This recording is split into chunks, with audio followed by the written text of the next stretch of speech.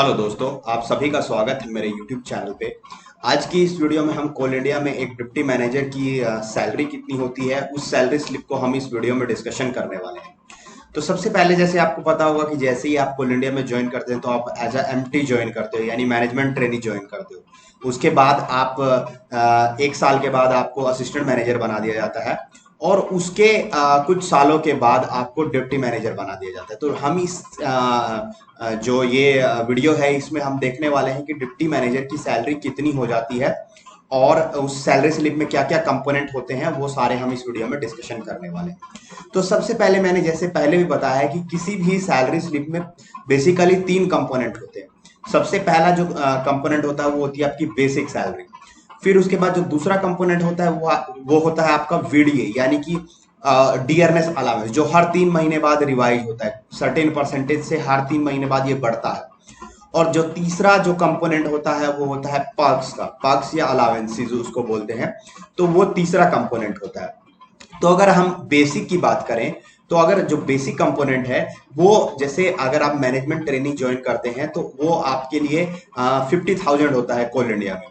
और उसके बाद यानी जब आप असिस्टेंट मैनेजर बन जाते हैं 1 साल के बाद, तो वो बेसिक कंपोनेंट आपका 60,000 हो जाता है। और अगर डिप्टी मैनेजर होते हैं आप, तो आपका जो बेसिक सैलरी है वो दिया हुआ है वो 70,000 होती है। लेकिन इसके साथ साथ क्या होता है कि हर साल आपको इंक्रीमेंट मिलता है 3% का आपके बेसिक कंपोनेंट पे। तो अब यहाँ हम एक डिप्टी मैनेजर की सैलरी एक्सप्लेन कर रहे हैं, डिप्टी मैनेजर की सैलरी स्लिप देख रहे हैं। लेकिन यहाँ पे जो हमको बेसिक कंपोनेंट दिख रहा है, यानी सैलरी का जो बेसिक दिख रहा है वो 82,000 और 90 रुपीज दिख रहा है। तो आप कहेंगे कि डिप्टी मैनेजर का बेसिक जो है वो तो 70,000 है, तो ये 82 और 90 रुपीज कैसे आया? तो मैंने जैसे आपको बताया कि इस पे हर साल 3% का इंक्रीमेंट लगता है।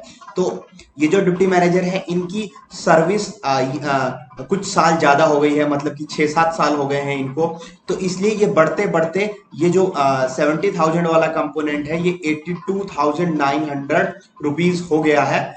ये बढ़ते बढ़ते 3% का इंक्रीमेंट लगते लगते। ये तो हो गया बेसिक कंपोनेंट। अब अगर हम पर्क्स की बात करें, यानी कि ये जो पर्क्स या अलावेंसेस की बात करें, तो ये फिक्स है। ये 35% रहेंगे किसका?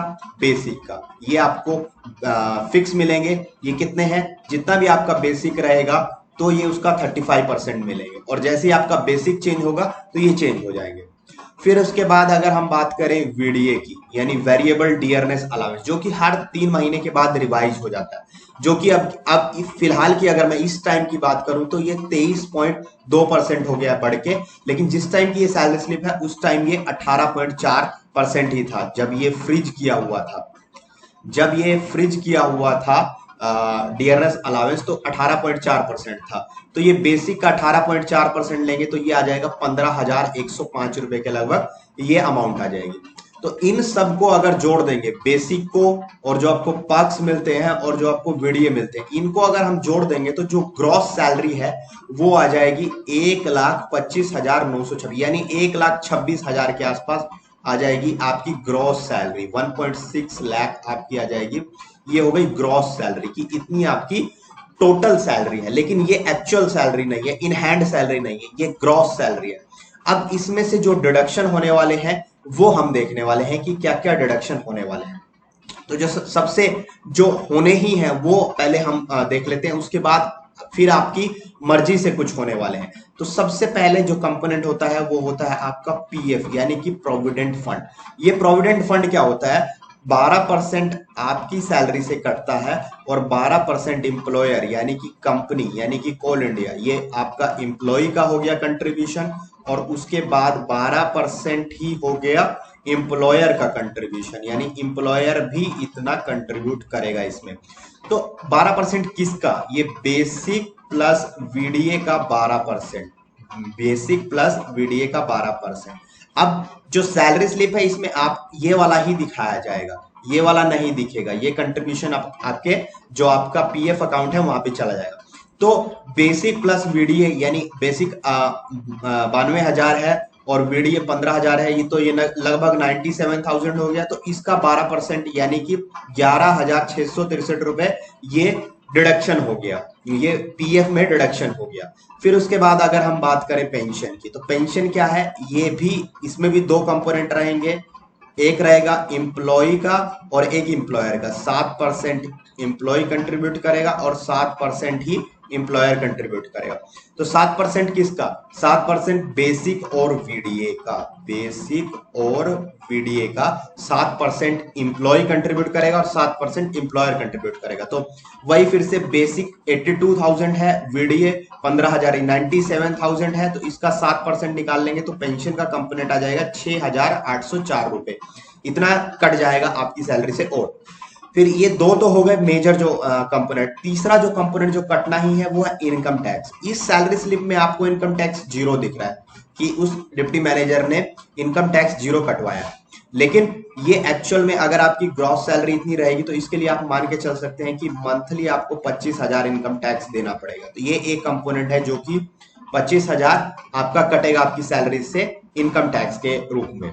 ये कंपोनेंट हो गया जो कि इस सैलरी स्लिप में जीरो दिख रहा है, तो इसको आप मान के चलिए कि लगभग 25,000 के आसपास ही अमाउंट रहेगी।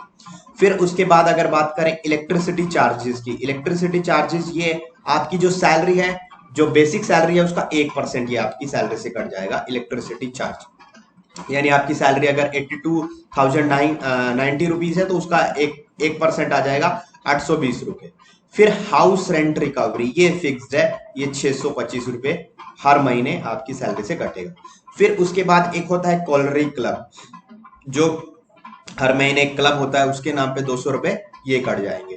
फिर उसके बाद एक बीनोवेलेंट फंड होता है, ये होता है 500 रुपए का। फिर उसके बाद एक कोऑपरेटिव डिडक्शन, ये अगर आपने कोई लोन लिया है कोऑपरेटिव से तो ये एक लोन का अमाउंट है, ये जरूर नहीं है कि ये कटेगा, अगर आपने कोई लोन लिया है तो तभी ये कटेगा। तो इन सबको जोड़ दें अगर, तो ये आता है, जो डिडक्शन हुए हैं वो 33,987 रुपए हुए। तो इसमें इनकम टैक्स जीरो है इसलिए डिडक्शन कम है। अगर डिडक्शन ये वाला कंपोनेंट भी हम जोड़ देते और ये 13,000 माइनस कर देते तो लगभग आप इस सैलरी में से 12,000 और माइनस कर लीजिए।